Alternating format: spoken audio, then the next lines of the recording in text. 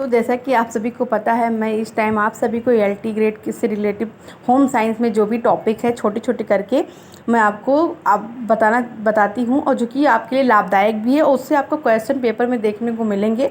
पहले से कहने से कुछ नहीं होता, क्योंकि लोग जब तक उसका प्रैक्टिकल नहीं कर लेते तो मानते नहीं कि ये आएगा ही आएगा, बट इससे क्वेश्चन आपको मिलेंगे ज़रूर।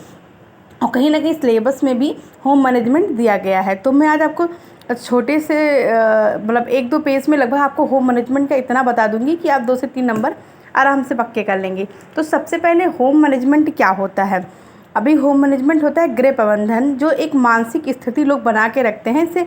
इसका आयोजन, नियंत्रण प्लस मूल्यांकन इसमें होता है। उद्देश्यों की प्राप्ति करना और संतुष्टि उससे प्राप्त हो, उसे हम प्रबंधन कहते हैं। जैसे कि आप अगर अच्छा प्रबंधन नहीं करेंगे तो आप अच्छे से रह ही नहीं सकते। मान लो आपको 100 रुपये दिए गए कि आपको 3 दिन खर्चा करना है। अब आपने कहीं जाके पार्टी में 100 रुपया खर्च कर दिया, तो आप 2 दिन क्या खाओगे? तो मैनेजमेंट एक ऐसा स्रोत होता है जिससे आप अच्छे से कार्य कर सकते हैं। तो सबसे पहले 3 वैज्ञानिक हैं, एक है विचफील्ड, एक है पी देवदास, एक है कॉर्टिजन। तो विचफील्ड ने प्रबंधन को एक्शन ऑफ साइकिल का रूप दिया था और पी देवदास ने गृह प्रबंधन को बांध कहा था। कॉर्टिजन ने गृह प्रबंधन की तुलना व्यवहारिक विज्ञान से की थी। गृह प्रबंधन के चरण 3 होते हैं: नियोजन, नियंत्रण और मूल्यांकन।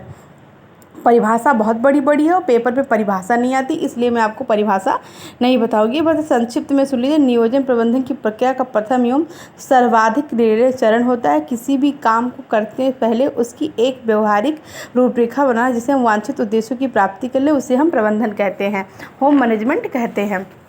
अब टॉपिक वाइज ही देखते चलिएगा। देखिए, समस्या को परिभाषित करना, विकल्पों को ढूंढना, विकल्पों को उपयोगिता अनुसार विचार करना, संभावित हल का चयन करना उपयुक्त विकल्प है।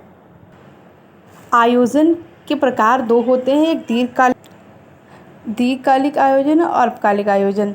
दीर्घकालिक आयोजन अल्पकालिक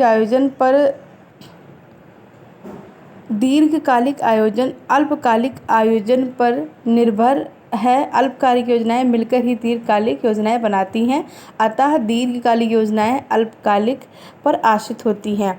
अब ये छोटे छोटे टॉपिक है, जैसे संगठन है, और ये इसमें मैं आप संगठन का आपको परिभाषा नहीं बताऊंगी, बट वैज्ञानिक से क्वेश्चन पूछते हैं तो मैं आपकी इसकी थ्योरी बता दूंगी। निखिल और डार्सी के अनुसार संगठन को हम ऐसी उपयुक्त प्रक्रिया के साथ में परिभाषित कर सकते हैं जो कि व्यक्ति एवं अन्य साधनों का नेतृत्व एवं उत्तरदायित्व के मध्य उपयुक्त संबंध हो। अब ये देखिए, नियंत्रण में भी कई सारे वैज्ञानिक ने किया था। नियंत्रण के चरण में बता देती हूँ: बल देना, निरीक्षण और समायोजन करना। मूल्यांकन देख लीजिए, मूल्यांकन से भी क्वेश्चन आते हैं। मूल्यांकन के प्रकार हैं, जो कि 5 से 6 प्रकार हैं। तो ये सारे मूल्यांकन के प्रकार हैं: सर्वोपरि मूल्यांकन, सविस्तार मूल्यांकन, सापेक्ष मूल्यांकन, निरपेक्ष मूल्यांकन, औपचारिक मूल्यांकन, अनौपचारिक मूल्यांकन, ऋणात्मक मूल्यांकन। ये इसके पार्ट्स हैं। सर्वोपरि मूल्यांकन, इसके कार्य का ऊपरी तौर पर मूल्यांकन किया जाता है, मतलब सरसरी तौर पे, जल्दी पढ़ के बस मूल्यांकन हो गया, इसको हम सर्वोपरि मूल्यांकन कहते हैं। सविस्तार मूल्यांकन, इसमें कार्य के प्रत्येक चरण पर बहुत ही बारीकी से मूल्यांकन किया जाता है। कार्य की सुधार लाने के लिए इसमें कार्य किया जाता है। सापेक्ष मूल्यांकन, ये उस मूल्यांकन में योजना के समाप्त होने और लक्ष्यों की प्राप्ति के लिए किया जाता है। निरपेक्ष में इसके विपरीत ही होता है। औपचारिक मूल्यांकन, इसमें मूल्यांकन का एक निश्चित आधार होता है और अनौपचारिक मूल्यांकन में निश्चित आधार नहीं होता है। और फिर है अनौपचारिक मूल्यांकन, ऋणात्मक मूल्यांकन और संकलनात्मक मूल्यांकन। तो मूल्यांकन के स्तर 3 होते हैं: आयोजन का मूल्यांकन, क्रियान्वयन का मूल्यांकन और परिणाम का मूल्यांकन। प्रबंधन के गुण हैं: ज्ञान, दूरदर्शिता, निर्णय, व्यवहार, कुशल नेतृत्व, पक्षपात, दृढ़वादिता।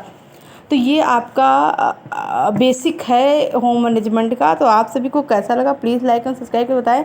अगर आपको वीडियो अच्छा लगता है तो मैं आपके लिए और नेक्स्ट टॉपिक बना के लाऊंगी, जो भी आपके क्वेश्चन से ही रिलेट करके आएगा। Thank you guys.